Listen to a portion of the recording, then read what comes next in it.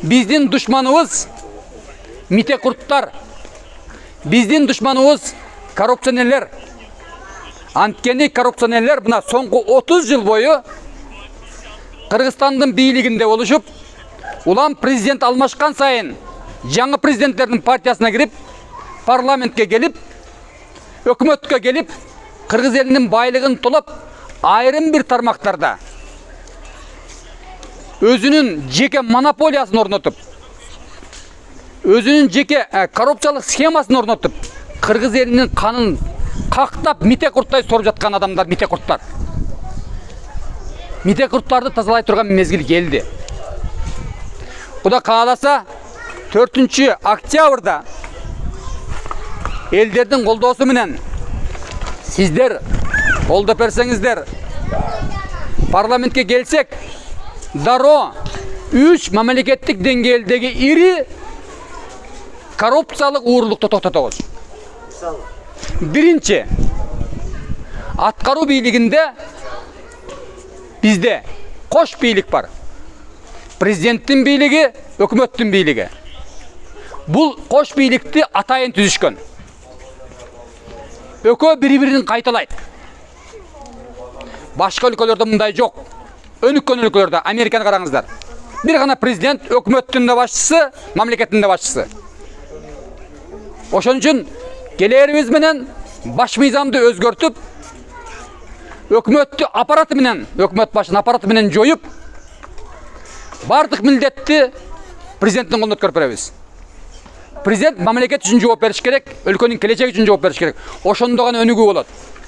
Ошондо гана тартип болот. Ошондо гана башаламандык болбойт. Экинчи, бул партиялык уурулукту, партиялык коррупцияны токтотобуз. 2010 жылы убактылуу өкмөттүн мүчөлөрү элди алдап, таза парламенттик мамлекеттик башкаруу кылабыз деп, чыныгы партиялык уурулукту орнотуп таштады. Биз келерибиз менен депутаттардын санын 120дан 75-ке кыскартабыз. Бюджеттен миллиондогон акчалар үнөмдөлөт. Партиялык тизме менен катар мажоритардык шайлоо ыкмасын киргизебиз. Ошондо гана бийликти партия лидерлеринин колунан урматтуу элим, урматтуу эжекелер, карындаштар, инилер, элдин колуна алып беребиз. Азыр иним, карапайым элдин шайланууга, шайлоого укугу жок. Анткени депутат болом дей турган болсоңор, сөзсүз түрдө партиянын лидерине жалдырашыңар керек. Партия лидери кошот, акчаңарды алып. Кошпосо партия шайлоого катыша албайсыңар. Ошон үчүн мына ошону жоебуз. Үчүнчү, адилеттүү сот системасын курабыз. Кантип сот системасы азыр бир адамга баш ийет. Президентке баш ийет. Конституциянын 95-беренесине ылайык. Президент эмне десе, сот ошону аткарат. Сотторду дайындоону, кызматтан алууну президенттин ыйгарым укугунан алып, биз адилеттүү сот системасын түзөбүз. Ошондо гана сот карапайым эл үчүн иштейт. Бул биздин Мекенчил партиясынын саясий программасы. Мекенчил партиясынын экономикалык программасы абдан кызыктуу. Куда кааласа, бийликке келсек,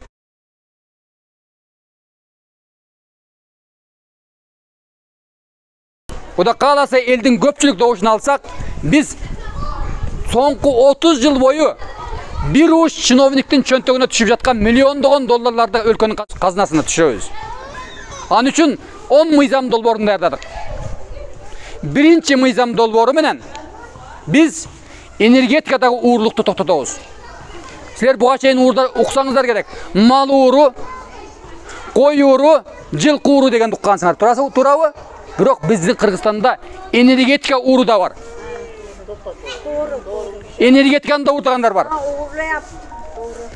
Энергетиканы уурдагандар 12 тыйындан алып, карапайым элге 77 тыйындан, 700 киловатт сааттан өткөндөн кийин 216 тыйындан. Ошол эле 12 тыйындан алган электр энергияны башка мамлекеттерге 350 тыйындан сатат. Кыштын күнү болсо, кыш чырап турганда калкыбыз үшүп, кайра Казакстандан 5 сом 50 тыйындан алат.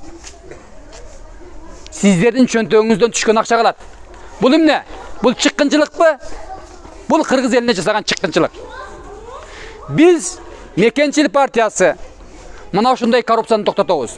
Кантип жаңы мыйзам долбоорун кабыл алып, энергетика тармагындагы атайын уурлук үчүн түзүлгөн Восток Электро, Север Электро, Ош Электро, Жалал-Абад Электро дегендердин бардыгын бириктирип, бир гана энергетика министрлигин түзөбүз. Бир гана энергетика министрлигин түзөбүз. Кыргыз мамлекетинин энергиясын өндүргөн электр энергиясын ортомчу фирмалар сатпаш керек. Мамлекет сатыш керек. Ал ортомчу фирмалар 17 мамлекеттик фирмалар ак үйдө отурушат. Мурдагы чиновниктер. Эмне үчүн 30 жылдан бери ошол уурлукту токтотпой келебиз? Эмне үчүн токтотушубуз керек? Токтотушубуз керек баба? Токтотушубуз керек. Тупа туура.